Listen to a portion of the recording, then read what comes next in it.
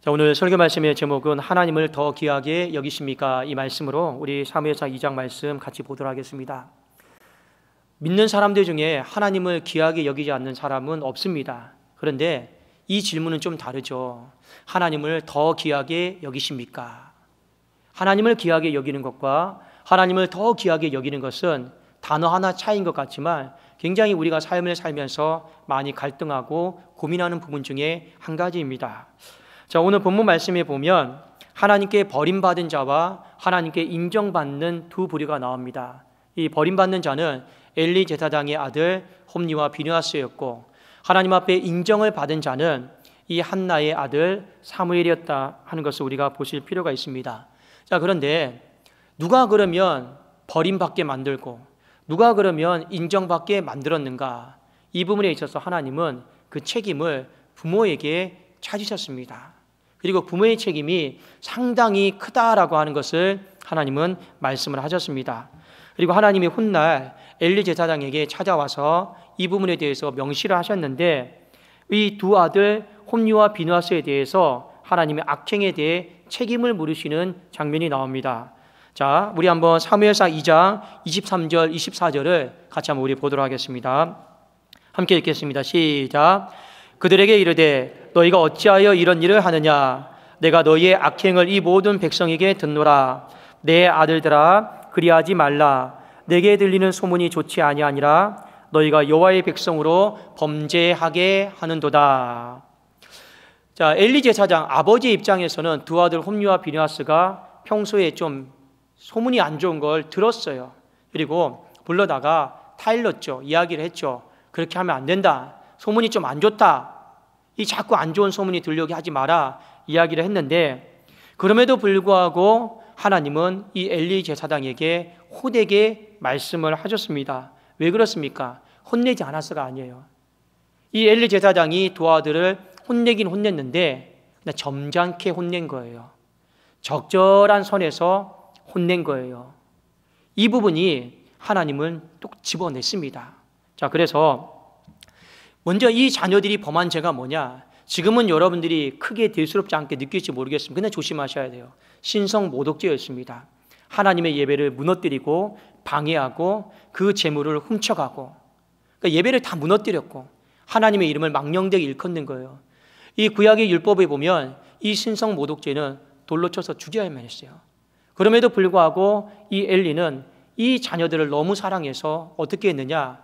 적절한 선에서 타이르고 그냥 끝냈어요. 만약 저 같으면 파지시키죠. 그 제사장의 업무를 수행하지 못하게 해버리는 거죠. 제게 만약 유산이 있다면 유산은 한 푼도 안 줄 겁니다. 그 정도까지 해야지 자녀들이 정신 차리고, 아, 이게 우리가 지은 죄가 끔찍한 죄구나, 큰 죄구나 하고 깨닫고 그 일을 반복을 안 하는데 점잖게 타이르고 적절한 선에서 끝내니까 이 자녀들이요, 죄가 죄인 줄 모르고 깨닫지 못하고 계속 망나니 짓을요 또 반복하고 또 반복하고 살아가고 있는 거예요. 자, 반면에 한나라고 하는 여인을 딱 보시면 이 여인은요, 그냥 본인도 그렇고 아들 사무엘도 하나님을 잘 섬길 수 있도록 안내자의 역할을 하고 있어요. 그래서 사무엘상 2장 18절에 보면 사무엘은 어렸을 때 에봇을 입고 여호와 앞에서 섬겼더라. 한 가정은요, 이 공식적으로 제사장의 옷을 입고 있어요. 에봇을 입고 있습니다. 그런데 그의 마음이 신본주의가 아니에요. 인본주의예요. 그리고 한 여인은요, 공식적으로 직함이 없습니다. 에봇 옷을 입고 있지 않아요. 근데 그는요, 평신도임에도 불구하고 하나님을 향한 그 마음이 인본주의가 아니라 신본주의로 확립이 되어 있다라는 거예요. 여러분, 제가 입고 있는 이 옷을 성이다라고 하는데 구약때 용어로는 에봇이라고 합니다. 하나님이 에봇을 입혀주신 거예요. 입혀주셨는데 여러분이 좀 생각을 해보십시오. 제가 어떤 설교를 하거나 영적으로 여러분들의 훈육하고 가르침에 있어서 인간의 귀에 듣기 좋은 말을 하는 게 여러분들에게 유익이 될까요? 아니면 하나님께서 여러분들에게 원하시는 올바르게 영적으로 지도해 주는 말이 불편하더라도 그것이 여러분의 인생에 더 유익이 될까요? 이 에봇을 입고 제가 여러분들에게 어떤 말을 해주기를 원하십니까? 신본주의의 태도 가운데 여러분들에게 설교하기를 원하십니까? 아니면 여러분의 감정과 눈치와 상황들을 다 배려하고 여러분의 눈치를 보고 인본주의 태도 가운데 제가 설교를 하기를 원하십니까? 만일 제가 하나님께서 입혀주신 이 에봇을 입고 신본주의 태도로 살아가지 않으면 하나님이 저를 파지시킬 겁니다. 저는 이 부분이 두려운 거예요. 성경에 보면 하나님은요, 솔로몬도 영광스럽게 하셨지만 결국에 그 영광을 다 파지시켰어요. 모세도 하나님 앞에 잘 순종했지만 마지막에 하나님 앞에 불순종함으로 말미암아 가나안 땅에 못 들어가도록 하나님 파지시켰습니다. 하나님은 굉장히 이런 부분에 있어서 철두철미하신 분이에요. 왜요? 그만큼 그 에봇을 입고 있는 것이 엄중하기 때문에. 왜 입혔습니까? 하나님 눈치 보라고, 신본주의적인 삶을 살라고. 그런데 왜 이 엘리 제사장의 가장 큰 실수가 무엇입니까? 에봇을 입었음에도 불구하고 인본주의적인 삶을 살았다라는 거예요. 사랑하는 여러분, 신본주의의 삶을 살면 반드시 하나님이 축복해 주십니다.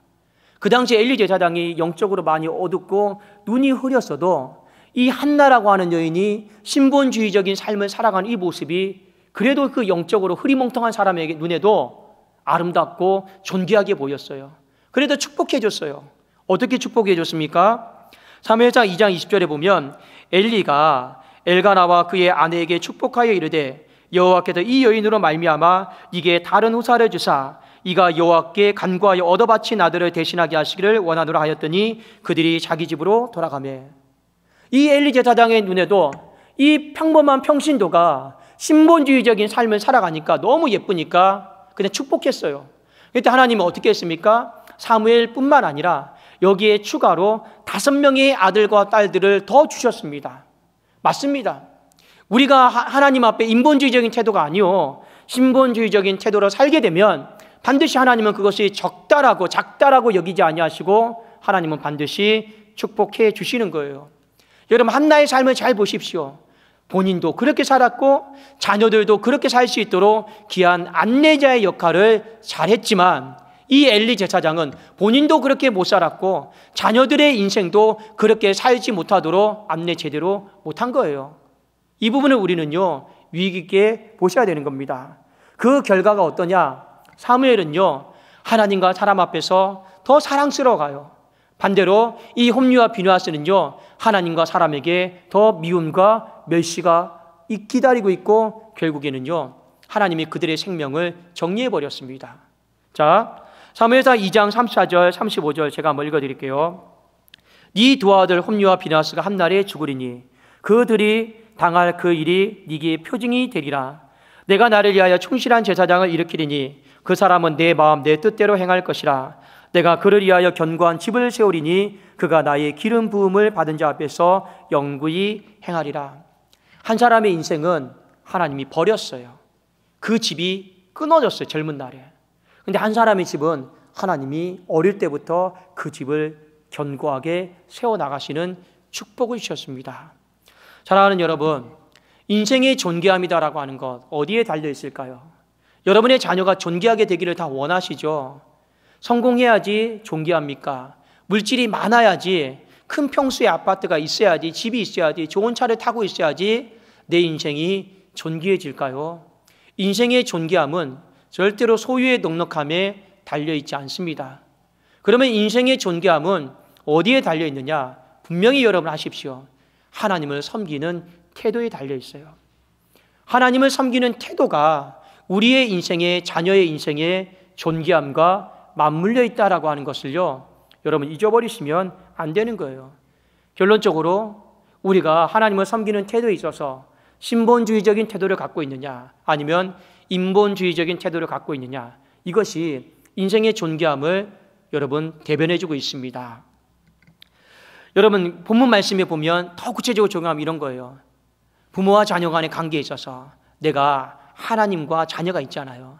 자녀를 하나님보다 더 귀하게 여기느냐 아니면 하나님을 자녀보다 더 귀하게 여기느냐, 이것이 우리의 인생의 신본주의가 되고 인본주의가 된다 하는 것을 잊어버리시면 안 돼요. 자, 그런데 사람이 그래요. 인생을 살아가면서 뭔가 잘못되어 가는 걸 바라보고 그렇게 되어가는 걸 보면서 싫은 소리 듣기 좋아하는 사람이 없어요. 그리고 싫은 소리 하기를 원하는 사람도 없어요. 그게 여러분 현실입니다. 저도 한 주 동안 살림을 해요. 교회 살림을 합니다. 그러면 그 살림을 누구랑 하느냐? 교육자와 직원들과 해요. 아무래도 제가 모든 것을 살림을 관리하는 총책임자이기 때문에 때로는 이렇게 부탁을 했는데 시정이 안 돼요.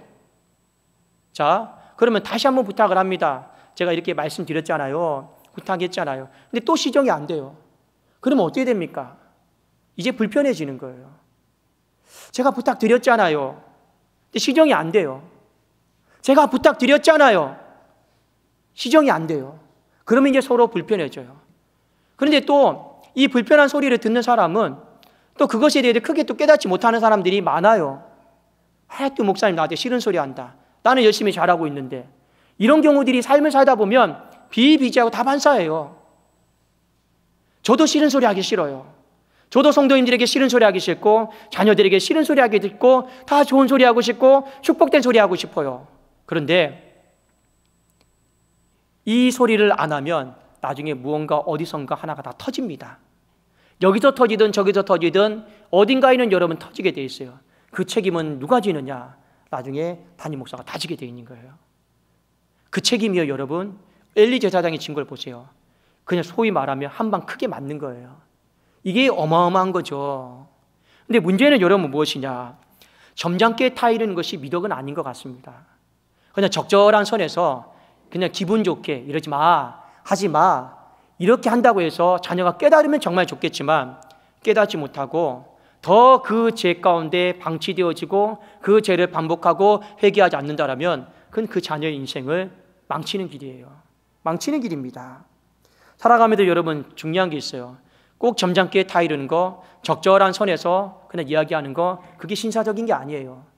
그것이 오히려 한 가정을 망칠 수 있고 성도를 망칠 수 있고 자녀를 망칠 수 있다라고 하는 것을 여러분 기억을 하십시오. 여러분, 예를 들어서 이런 게 있어요. 목사도 성도를 질책할 수는 있어요. 그렇다고도 목사가 강대상에서 왜 저렇게 하십니까? 왜 이렇게 하십니까? 이렇게 할 수는 없죠. 근데 이렇게는 할 수는 있어요. 개인적인 죄는 조용히 불러다가 왜 이렇게 하셨습니까? 이렇게 하시면 안 되죠. 다 이럴 수 있어요. 그런데 그 사람이 짓는 죄가 공동체를 오염시키고 공동체를 파손시키고 나쁜 쪽으로 이끈다라면요, 개인적인 부를 필요도 없어요. 그거는요, 강단에서 호되게 질책해야 되는 거예요. 왜요? 그렇게 하지 않으면 이미 오염되어진 죄가요, 잘못되어져 있는지도 모르고 모든 사람들이요, 그 일을 반복하게 되는 거예요. 제가 예를 들어 볼까요? 엘리가 이 홈리와 비느하스가 짓는 죄악들의 소문을 들었잖아요. 그런데 백성들은 어떤 마음을 가졌을까요? 엘리 제사장이 두 아들 홈리와 비느하스를 호되게 질책해 주기를 원했어요. 그런데 듣고 보니까 대충 넘어갔단 말이에요. 그러면 여러분, 대충 넘어가면 백성들이 이렇게 생각하겠습니까? 엘리 제사장 참 신사적이다, 마음 좋다, 넓다, 참 잘 품어준다, 이렇게 생각할까요? 절대로 그렇게 생각하지 않아요. 이제 이스라엘 백성도 어떻게 생각하느냐? 이제 하나님 앞에 이렇게 정성스럽게 제사 안 드려도 되네? 예배 안 드려도 되네? 막 드려도 되네? 신경 쓰지 않아도 되네? 그 예배 자체가 다 무너져 버리는 거예요.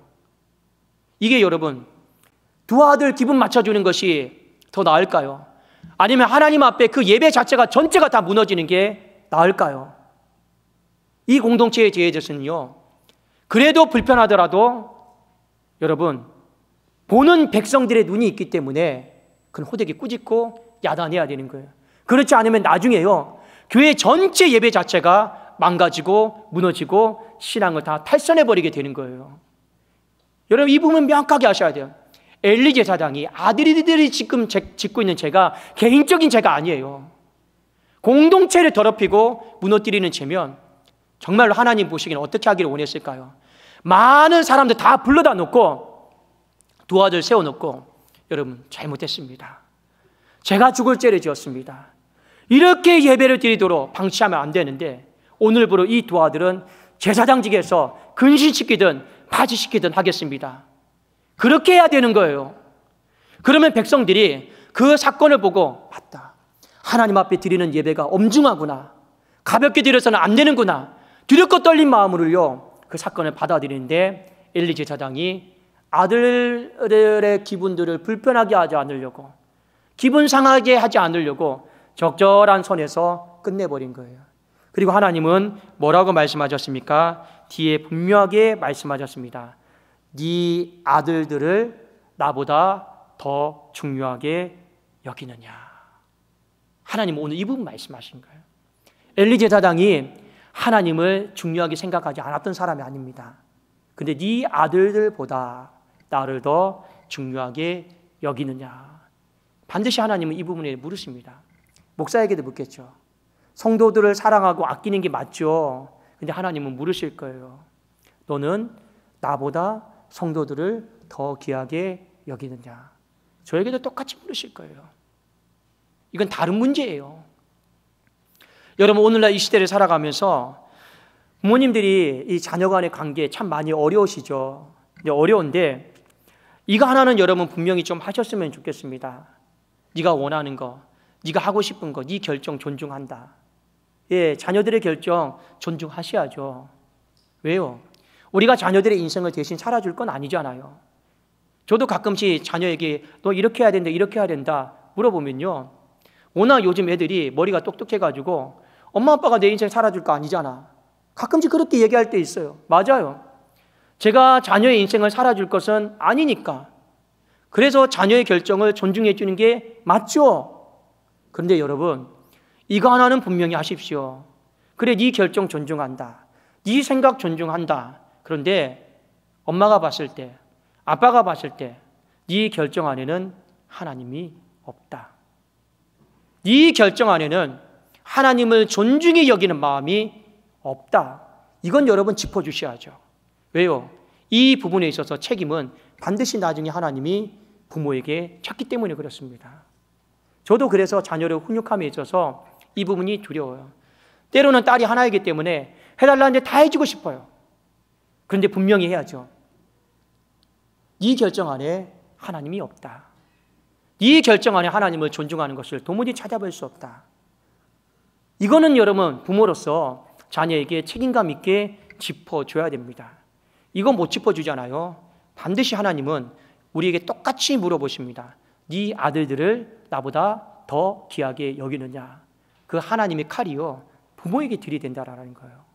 이 부분을 오늘 성경은 우리에게 경고를 하고 있습니다. 사랑하는 여러분, 오늘의 말씀은 비단 부모와 자녀 간의 관계 속에서만 적용되는 말씀은 아닙니다. 세상 앞에서도 우리가 신앙생활을 할 때 하나님은 동일하게 물어보십니다. 세상들보다 나를 더 사랑하느냐, 귀하게 여기느냐. 똑같이 우리에게 물어보시는 질문입니다. 예수님께서 사랑하는 제자 베드로에게 말씀하셨어요. 요한의 아들 시몬아, 내가 이 사람들보다 나를 더 사랑하느냐 물어보셨습니다.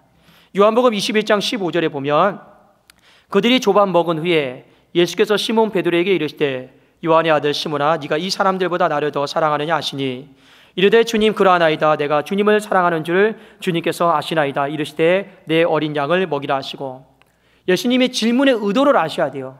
베드로야, 너 나를 사랑하느냐? 이렇게 묻지 않았어요. 제자들 중에 주님을 사랑하지 않는 제자들이 누가 있겠습니까? 근데 주님의 질문은 무엇입니까? 이 사람들보다. 이게 헬라어 성경에 보면 이 사람들보다라고 해석이 되고 이것들보다 해석이 됩니다. 이 사람들보다, 이것들보다, 이 물질보다, 이 어떤 것보다 나를 더 사랑하느냐. 이 질문이 베드로의 가슴을 참 곤란하게 만든 거예요. 그래서 예수님이 3번이나 반복해서 물었습니다. 쉽지 않은 질문이고 쉽지 않은 대답이죠. 그러나 우리의 인생을요, 살리는 질문이고 살리는 답이기 때문에 하나님은 베드로에게 그 태도를 확립하도록 하기 위해서 질문을 하셨습니다. 여러분, 하나님을 섬기는 태도가 이렇게 신본주의적으로 돼야 돼요. 우선이 돼야 돼요. 그래야지만이 홈리와 비나스처럼 버림받는 인생이 안 되고, 그래야지만이 사무엘처럼 하나님 앞에 충실한 제사장으로 인정받는 제사장이 되는 것입니다. 여러분 기억하십시오. 점잖게 여러분 타이르고 점잖게 여러분 혼내는 게 미덕이 절대로 아닙니다. 아닌 것은 아니다라고 해야죠. 왜 그 아닌 것을 기분 상한다라고 불편해질 수 있다라고 그냥 점잖게 끝내버립니까? 예를 들어 볼까요? 아픈 사람이 있어요. 어디 가야 됩니까? 병원 가야죠. 그런데 의사들이 하는 말이 있어요. 다 죽어가는 사람 데리고 오지 말라고 그래요. 다 죽어가는 사람 데리고 오면요, 의사도 못 살려요. 언제 데리고 오라고 하니까 아플 때 데리고 가는데 살릴 수 있을 때 그래도 데리고 가야죠. 다 죽어가는데 제발 좀 내 딸 좀 내 아들 좀 살려달라고 울고불고 하면 뭐합니까? 못 살려요. 그거는요. 살릴 수 있을 때 여러분 데리고 가셔야 되는 거예요. 자녀 여러분 양육도 마찬가지입니다. 영적인 지도도 마찬가지입니다. 살릴 수 있을 때 그 자녀에게 말씀을 가지고 훈계하고 가르쳐야 되는 거예요. 이미 영적으로 다 파선하고 강팍해지고 돌이킬 수 없을 때 여러분 그때 가서 내 자녀 울고불고 살려달라고 하면 어떻게 합니까? 그 늦는 거예요. 늦는 거예요. 그래도 여러분 한날처럼요, 그냥 내가 하나님 앞에 작정하고 살릴 수 있을 때 조금이라도 더 빨리 지금이 살릴 때다라고 하고 그의 인생 가운데 하나님 앞에 드릴 수 있도록 우리는 해야 되는 거예요. 한날을 여러분 보십시오. 1년에 딱 한 번 아들 만났습니다. 1년에 그 보고 싶은 아들, 첫 아들 1년에 딱 한 번 만났어요. 그리고 그 아들이 1년 동안 이 정도 크겠구나, 그 옷을 지어줬어요. 옷만 지었겠습니까?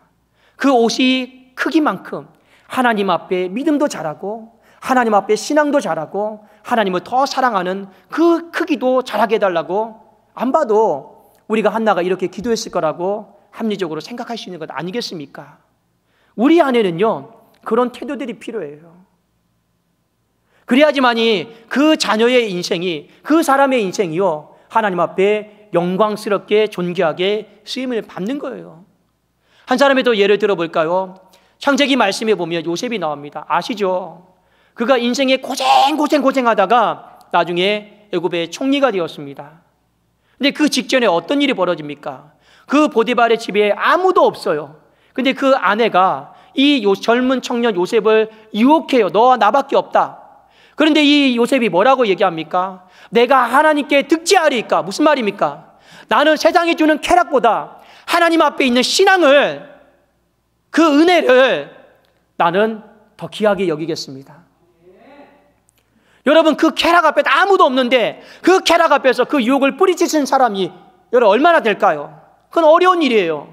그런데 더 귀하게 여기는 게 있어요. 그게 바로 하나님이었습니다.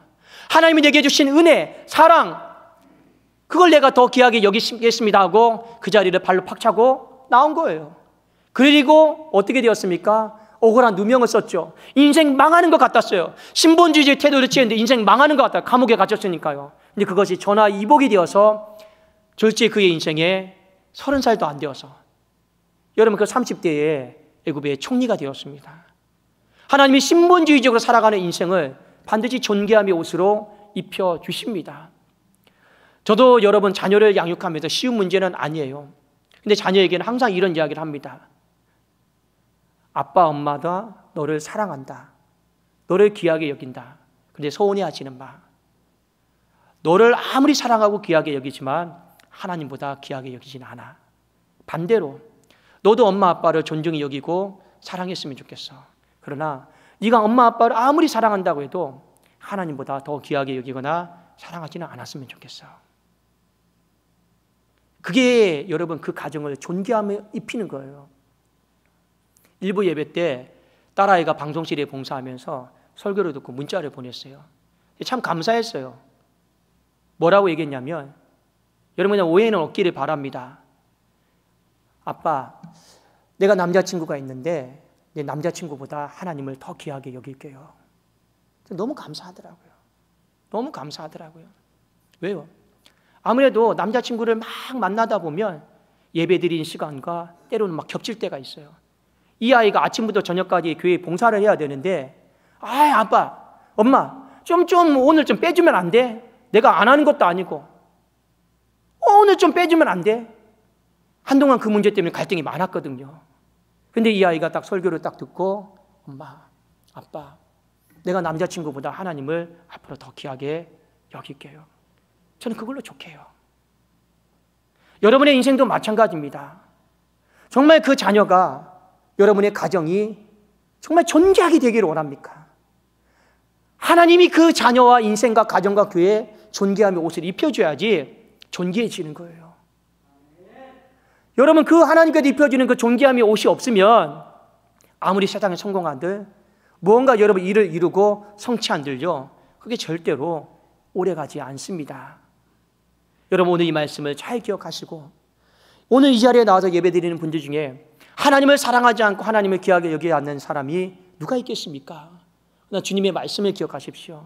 내 아들들보다 나를 더 귀하게 여기느냐, 이 사람들보다 이것들보다 나를 더 귀하게 여기느냐, 이 말씀은 반드시 우리에게 주시는 두렵고 떨린 말씀인 줄로 믿고 불편해하지 마시고 여러분들이 정말 가정과 교회와 자녀들을 존귀하게 만들기를 원한다면 이 질문 앞에서 신앙의 고백으로 하나님 앞에 정직하게 답을 드릴 수 있기를 주님의 이름으로 축원합니다. 기도하겠습니다.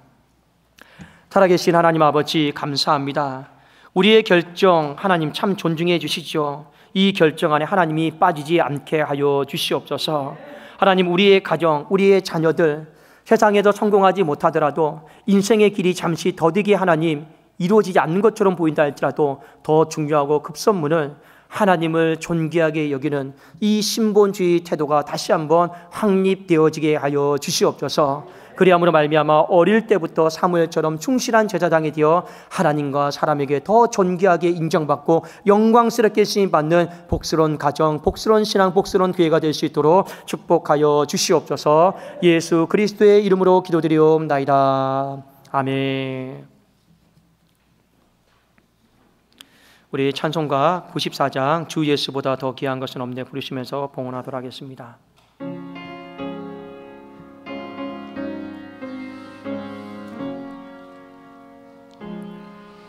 주 예수보다 더 귀한 것은 없네. 이 세상 무기와 바꿀 수 없네. 영주를 내 대신 돌아가신 그 놀라운 사랑 잊지 못해. 세상 즐거움 다 버리고 세상 자랑 다 버렸네. 주 예수보다도 귀한 것은 없네. 예수밖에는 없네. 주 예수보다도 귀한 것은 없네. 이 세상 행회와 바꿀 수 없네. 이전에 즐기던 세상 일도 주 사랑하는 마음 뺏지 못해. 세상 즐거움 다 버리고 세상 자랑 다 버렸네. 주 예수보다도 귀한 것은 없네. 예수밖에는 없네. 주 예수보다도 귀한 것은 없네. 주 예수보다도 귀한 것은 없네. 이 세상 행복과 바꿀 수 없네. 유혹과 핍박이 몰려와도 유혹과 핍박이 몰려와도 주 섬기는 내 마음 변치 않아. 섬기는 내 마음 변치 않아. 세상 즐거움 다 버리고 세상 자랑 다 버렸네. 주 예수보다도 귀한 것은 없네. 예수밖에는 없네.